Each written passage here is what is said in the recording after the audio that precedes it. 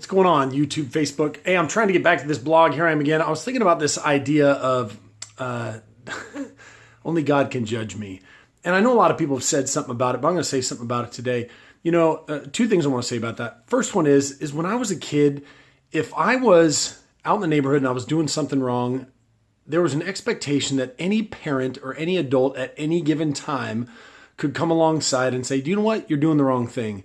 I remember one time specifically when I was out on my bike with my friends and I was a few blocks from my house and I started digging in somebody's mailbox that wasn't my own. And I remember the guy came out of the house and he began to yell at us kids. And I remember he said to me, what's your name and what's your phone number and what's your parents' name? And I remember I sat there and I gave my real name and I gave my real phone number. And then I rode my bike as fast as humanly possible back to my mom's house so I could talk to her before he called her and told her what I had done. And here's what was interesting is that when the guy called my mom didn't get mad at him.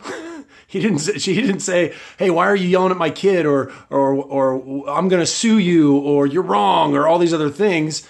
She said, thank you. And then she proceeded to give me a good whooping because that's what I deserved because I was breaking the law.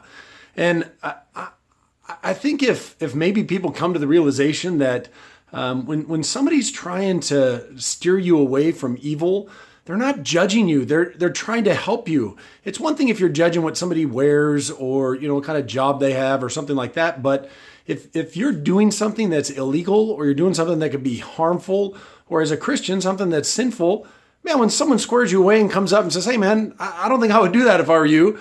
They're not trying to judge you. They're actually trying to help you. And so I guess if you're a parent, I want to encourage you today. If someone comes up to you and tells you that your kid is doing something wrong, whether it be a teacher or a coach or some other leader in their life, if your kid is really wrong, say thank you. Say, I'm really thankful that you're squaring this away, and then proceed to do whatever kind of discipline you need to do on your kids. Because the reality is that I think that if we got back to this place as a nation where we corrected each other, we wouldn't need the police to be called every time there was a dispute. If we would police each other, we wouldn't need to get the courts involved every time there was a dispute. If you're wrong, you're wrong. And you shouldn't defend it so hard that you're afraid that somebody else is going to actually point out something in your life that needs to change. So there you have it. I know I'm opening myself up for the same level of scrutiny, and so be it. It's fine. I can take it.